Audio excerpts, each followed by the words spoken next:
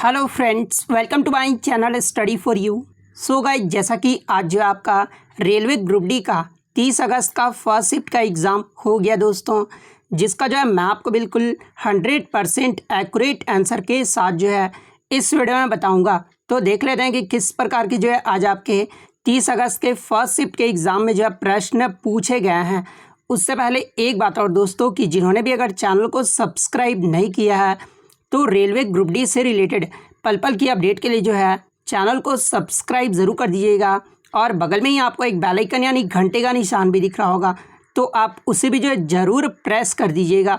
तो चलिए वीडियो को स्टार्ट करते हैं। तो आज का जो आपका पहला क्वेश्चन आया था कि पंचायती राज व्यवस्था की शुरुआत सर्वप्रथम जो है ये किस राज्य में हुई थी। तो देखिए, मैं आपको बता दूं कि भारत में प्रथम बार जो है तत्कालीन प्रधानमंत्री पंडित जवाहरलाल नेहरू द्वारा राजस्थान के नागौर जिले के बगदरी गांव में 2 अक्टूबर 1959 को जो है पंचायती राज व्यवस्था जो वो लागू किया गया था। तो राजस्थान आपका करेक्ट आंसर होगा। नेक्स्ट क्वेश्चन आपका यहाँ पर आता है कि इनमें से कौन सा त्यौहार जो है असम में मनाया जाता है, जहाँ पे ऑप्शन में आपका बिहू त्यौहार दिया हुआ था। तो देखिए, ये जो आपका बिहू त्यौहार है ना, ये आपका असम राज्य में मनाया जाता है। तो बिहू त्यौहार आपका करेक्ट आंसर होगा।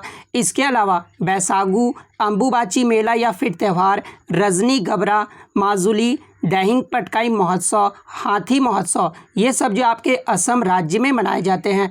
नेक्स्ट क्वेश्चन आपका यहाँ पर आया था कि 2017 में कौन से मौलिक अधिकार को जो है ये जोड़ा गया था। तो देखिए, राइट टू प्राइवेसी यानी निजता का अधिकार को जो है ये 2017 में मौलिक अधिकार में जोड़ा गया था। तो निजता का अधिकार आपका करेक्ट आंसर होगा। बात कर ले मौलिक अधिकार के बारे में, तो ये जो आपका भारत के संविधान के भाग 3 और अनुच्छेद 12 से 35 में वर्णित है, जिसे संयुक्त राज्य अमेरिका के संविधान से लिया गया है।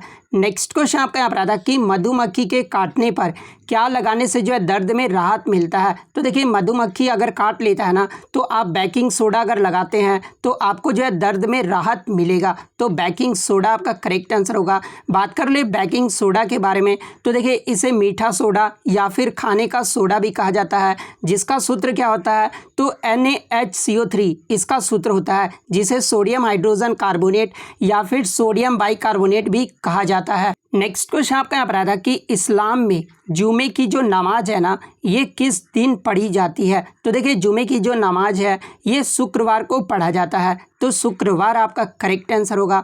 नेक्स्ट आपका यहाँ पर आता है कि संविधान की 8वीं अनुसूची में जो है कौन सी भाषा शामिल नहीं है। तो देखिए, मैं आपको बता दूं कि संविधान के 8वीं अनुसूची में जो है ये 22 भाषाओं को जो है मान्यता प्राप्त दिया गया था। और वो 22 भाषाएं कौन कौन से हैं, तो असमिया, बांग्ला, गुजराती, हिंदी, कन्नड़, कश्मीरी, मराठी, मलयालम, उड़िया, पंजाबी, संस्कृत, तमिल, तेलुगु, उर्दू, सिंधी, कोंकणी, मणिपुरी, नेपाली, बोडो, डोगरी, मैथिली और संथाली, ये 22 भाषाओं को जो है ना 8वीं अनुसूची में संविधान द्वारा जो है मान्यता दिया गया था। और आपके ऑप्शन में जो है अवधी भाषा दिया गया था। तो अवधी भाषा को जो है ये 8वीं अनुसूची में शामिल नहीं किया गया है। तो अवधी भाषा आपका करेक्ट आंसर होगा। नेक्स्ट क्वेश्चन आपका यहाँ पर आया था कि ओजोन परत के क्षरण यानी डिप्लेशन के लिए जो है मुख्य रूप से कौन सा गैस जो है वो जिम्मेदार रहता है। तो देखिए, ओजोन परत के क्षरण के लिए जो है ये क्लोरोफ्लोरोकार्बन गैस जो है वो जिम्मेदार होता है। तो क्लोरोफ्लोरोकार्बन आपका करेक्ट आंसर होगा। नेक्स्ट क्वेश्चन आपका यहाँ पर आता है कि यामोत्तर रेखा भारत के कौन से राज्य से गुजरती है। तो देखिए, ये जो आपका यामोत्तर मानक रेखा जो है ना, ये भारत के मानक समय रेखा से 5 राज्यों से होकर गुजरता है। और वो 5 राज्य कौन कौन से हैं, तो एक तो आपका उत्तर प्रदेश हो गया, सेकंड मध्य प्रदेश, थर्ड छत्तीसगढ़, उड़ीसा और आंध्र प्रदेश। ये 5 राज्यों से जो है भारतीय मानक समय रेखा जो है वो गुजरता है। लेकिन कुछ क्वेश्चन इस प्रकार से था कि भारत की जो यामोत्तर है ना, ये उत्तर प्रदेश के किस जगह से होकर जो है वो गुजरती है। तो देखिए, यामोत्तर रेखा जिसे जो है 82.5 डिग्री भी कहा जाता है, और ये जो आपका उत्तर प्रदेश के राज्य के प्रयागराज जिले के जो है नैनी नामक स्थान से गुजरता है। तो अगर नैनी नामक स्थान दिया था तो ये आपका करेक्ट आंसर होगा। नेक्स्ट क्वेश्चन आपका यहाँ पर था कि राज्यसभा का पदेन सभापति ये जो है कौन होता है? तो देखिए राज्यसभा का जो पदेन सभापति है ना, ये उपराष्ट्रपति होता है। और उपराष्ट्रपति का जो है ऑप्शन में नाम दिया हुआ था, तो देखिए ये जो वर्तमान में उपराष्ट्रपति कौन है? तो ये आपके जगदीप धनखड़ है। तो उपराष्ट्रपति आपका करेक्ट आंसर होगा। बात कर ले राज्यसभा के बारे में, तो देखिए राज्यसभा एक अस्थायी निकाय होता है और इसे जो है भंग नहीं किया जा सकता है और इसके 1/3 सदस्य को जो है प्रत्येक 2 वर्ष में सेवानिवृत्त किया जाता है। और राज्यसभा के सदस्य का जो कार्यकाल है ना, ये 6 वर्ष का होता है। वहीं लोकसभा के सदस्य का जो कार्यकाल है वो 5 वर्षों का होता है। इसके अलावा ग्रुप डी में यहाँ से ये भी पूछा गया है कि संविधान की 4वीं अनुसूची में जो है राज्य और केंद्र शासित प्रदेशों को राज्यसभा में सीटों का आवंटन से संबंधित है। तो ये फैक्ट भी आपको ध्यान में रखना है। नेक्स्ट क्वेश्चन आपका यहाँ पर आता है कि खेलो इंडिया यूनिवर्सिटी गेम्स 2022 की जो मेजबानी है ना, ये किस राज्य ने किया है? तो देखिए खेलो इंडिया यूनिवर्सिटी गेम्स 2022 का जो है ये दूसरा संस्करण था और इसकी जो मेज़बानी है ना, ये बेंगलुरु या इसका जो आयोजन है ये जैन विश्वविद्यालय बेंगलुरु में किया गया है। तो बेंगलुरु आपका करेक्ट आंसर होगा। इससे मिलता जुलता एक और प्रश्न एग्जाम में पूछा जा सकता है कि खेलो इंडिया यूथ गेम्स 2022 जो कि चौथा संस्करण है, इसका आयोजन जो है कहाँ पर किया गया है? तो ये हरियाणा के पंचकुला में किया गया है। नेक्स्ट क्वेश्चन आपका यहाँ पर आता है कि the valence electron present in group 17 elements is, यानी समूह 17 तत्वों में जो है उपस्थित संयोजकता इलेक्ट्रॉन पूछी गई थी। तो देखिए ग्रुप 17 में जो है वो 7 वैलेंस इलेक्ट्रॉन रहते हैं, क्योंकि जो इसका आउटर कॉन्फ़िगरेशन यानी जो बाहरी विन्यास होता है ना, वो NH2 और ये जो आपका P5 होता है। और समूह 17 को जो है हैलोजन भी कहा जाता है, यानी जो है वो आपके नन मेटल होते हैं। इसलिए अंतिम उपकोष में जो है वो 7 संयोजकता इलेक्ट्रॉन यानी वैलेंस इलेक्ट्रॉन होता है। और अगर पूछा जाए कि 17वें समूह में संयोजकता यानी वैलेंसी कितना होता है, तो वो 1 होता है। तो ये फैक्ट भी आपको ध्यान में रखना है। नेक्स्ट आपका यहाँ पर आया था कि परम गंगा सुपर कंप्यूटर ये जो है किस IIT के द्वारा स्थापित किया गया है? तो ये जो आपका रिपीटेड प्रश्न है। तो देखिए परम गंगा सुपर कंप्यूटर जो है ये आपका IIT रुड़की के द्वारा जो है ये स्थापित किया गया है। तो IIT रुड़की आपका करेक्ट आंसर होगा। नेक्स्ट क्वेश्चन आपका यहाँ पर आया था कि a solution turns blue litmus into red, it's pH likely to be, यानी एक घोल जो है नीले लिटमस को लाल कर देता है, इसका pH मान होने की जो है संभावना पूछी गई थी। तो जैसा कि आपको पता है कि नीले लिटमस को लाल कौन सा कर देता है? तो देखिए नीले लिटमस को एसिड जो है वो लाल कर देता है। तो एसिड का जो आपका pH मान होता है वो 7 से कम होता है। तो ऑप्शन में आपका 9, 8, 5 और 7 दिया हुआ था। तो देखिए 9, 8 और 7 ये सब तो जो आपके बेसिक हो जाएंगे, लेकिन जो ये pH वैल्यू 5 दिया हुआ है ना, ये जो नीले लिटमस को जो है वो लाल कर देगा। तो इसका जो pH मान होगा वो 7 से कम यानी 5 जो आपका यहाँ पे करेक्ट आंसर होगा। नेक्स्ट क्वेश्चन आपका यहाँ पर आया था कि भारतीय महिला क्रिकेट टीम के वर्तमान कोच कौन है? तो वर्तमान कोच की बात कर ले तो ये रमेश पवार हैं। तो रमेश पवार आपका करेक्ट आंसर होगा। वहीं अगर पुरुष टीम की बात कर ले तो पुरुष टीम के जो वर्तमान कोच है ना, ये राहुल द्रविड़ हैं। नेक्स्ट क्वेश्चन आपका यहाँ पर है कि how many protons and electrons are in C4, यानी कार्बन 4 में जो है वो इलेक्ट्रॉन और प्रोटॉन की संख्या पूछी गई थी। तो देखिए कार्बन का जो एटॉमिक नंबर होता है वो 6 होता है और इसमें जो आपके 6 प्रोटॉन होते हैं और 10 इलेक्ट्रॉन होते हैं। तो 6 प्रोटॉन्स और 10 इलेक्ट्रॉन आपका करेक्ट आंसर होगा। नेक्स्ट आपका यहाँ पर क्वेश्चन आया था कि फंक्शन ऑफ डैम यानी बांध का जो है कार्य पूछा गया था। तो देखिए बांध जो होता है ना, एक संरचना है जो पानी को वापस रखने के लिए एक धारा या फिर नदी के पार जो है वो बनाई जाती है। और बांधों का जो उपयोग है ना, ये पानी को स्टोर करने, बाढ़ को नियंत्रित करने और बिजली पैदा करने के लिए जो है इसका प्रयोग जो है वो किया जाता है। तो इन तीनों में से जो भी ऑप्शन में दिया होगा वो आपका करेक्ट आंसर होगा।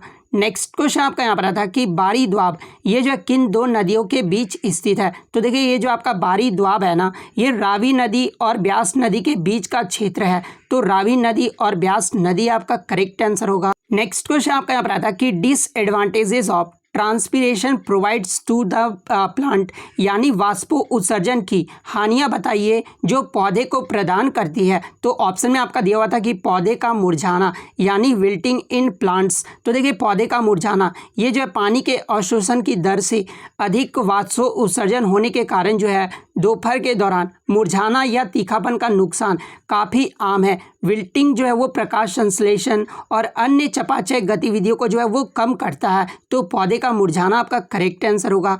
नेक्स्ट क्वेश्चन आपका यहाँ पर आता है कि इन डाइजेस्टिव सिस्टम यानी डाइजेस्टिव सिस्टम का जो आपका डायग्राम दे दिया गया था और पूछा था कि where digestion not take place, यानी पाचन तंत्र का वह भाग जहाँ कोई भी जो है पाचन नहीं होता है। तो देखिए पाचन तंत्र का जो आपका ओएसोफेगस यानी जिसे घेंगा या फिर अन्न प्रणाली या फिर ग्रास नली भी कहा जाता है, ये एक ऐसा भाग है जहाँ कोई भी जो है वो पाचन नहीं होता है, तो ओएसोफेगस आपका करेक्ट आंसर होगा। बात कर ले पाचन के बारे में, तो देखिए पाचन उस प्रक्रिया को संदर्भित करता है जहाँ हमारे द्वारा खाए गए भोजन को संसाधित यानी कंज्यूम्ड जो है वो किया जाता है और छोटे भागों में जो है इसे तोड़ दिया जाता है जिसे शरीर द्वारा अवशोषित किया जा सकता है।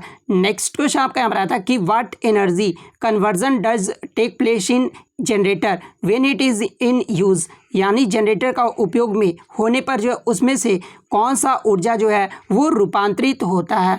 तो देखिए एक जनरेटर में जो है यांत्रिक ऊर्जा को विद्युत ऊर्जा में जो है वो परिवर्तित किया जाता है, यानी मैकेनिकल एनर्जी को जो है इलेक्ट्रिकल एनर्जी में जो वो कन्वर्ट किया जाता है।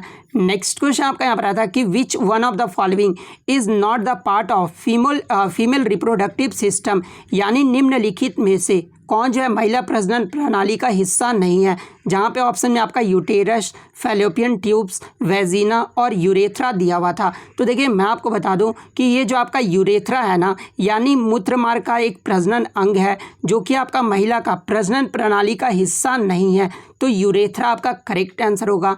नेक्स्ट क्वेश्चन आपका यहाँ पर आया था कि मानव के शरीर में लिम्फ का क्या कार्य होता है, यानी लिम्फ का कहने का मतलब कि लसिका का जो है क्या कार्य होता है। तो देखिए लसिका जो है ये पाची तथा अवशोषित वसा को जो है क्षुद्रांश से रक्त में ले जाता है। इसके अलावा जो लसिका होता है ना, ये अंतरकोशीय अवकाश से अतिरिक्त द्रव को जो है वापस रक्त में ले जाता है और लसिकाणु शरीर के संक्रमण से जो वो रक्षा करते हैं। तो इन तीनों में से जो भी ऑप्शन में दिया होगा वो आपका करेक्ट आंसर होगा। नेक्स्ट आपका एक क्वेश्चन आया था कि यदि 1100 वाट की हीटर का वोल्टेज 220 वोल्ट है तो प्रतिरोध आपको बताना था। तो देखिए P = VI का फॉर्मूला आपको पता होना चाहिए, जहां से आपके हर शिफ्ट में जो एक न्यूमेरिकल पूछा जा रहा है। तो यहाँ पर जो आपका जो है वो दे दिया गया है क्या पावर, यानी 1100 वाट दे दिया गया है और वोल्टेज वो भी जो आपका विभवांतर जो है वो 220 वोल्ट दे दिया गया है। तो प्रतिरोध आपका पूछा गया है, तो R = जो है आपका यहाँ पर क्या होगा। तो देखिए V के जगह पे IR होता है, ठीक है, आपको पता है।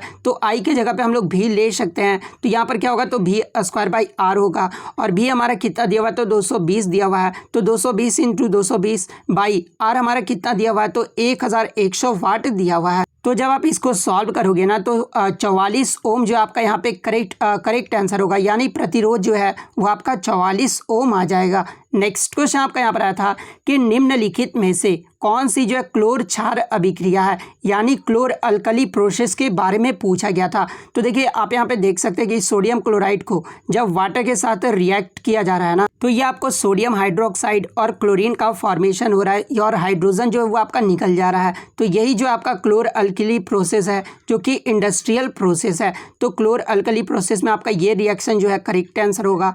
नेक्स्ट क्वेश्चन आपका यहाँ पर आया था कि निम्नलिखित में से कौन सी जो है अवक्षेपण अभिक्रिया है, यानी कौन सा जो आपका प्रेसिपिटेशन अभिक्रिया है। तो देखिए जब भी मैं आपको बता दूं प्रेसिपिटेशन रिएक्शन क्या होता है, एक हमारे जो है वो सॉलिड कंपाउंड बनेगा जो पानी में जो है वो विलय नहीं होता है। तो आप यहाँ पे देख सकते हैं कि सिल्वर नाइट्रेट को जब नॉर्मल सोडियम क्लोराइड से रिएक्शन करवाया जा रहा है तो यहाँ जो आपका AgCl दे रहा है, यानी सिल्वर क्लोराइड दे रहा है, यानी एक सॉलिड कंपाउंड जो आपका बन रहा है। तो ये जो आपका प्रेसिपिटेट रिएक्शन जो है वो आपका करेक्ट आंसर होगा।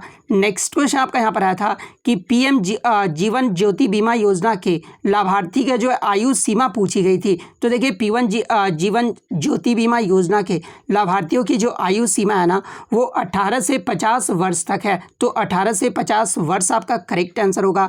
तो इतने क्वेश्चन जो आज मुझे बच्चों के द्वारा मिले हैं जो कि 100% रियल और ऑथेंटिक हैं। तो अगर वीडियो अच्छी लगी हो तो वीडियो को जो है लाइक ज़रूर कर दीजिएगा, चैनल पर नया तो चैनल को सब्सक्राइब ज़रूर कर दीजिएगा। तो मिलते हैं नेक्स्ट वीडियो में, तब तक thank you, all the best.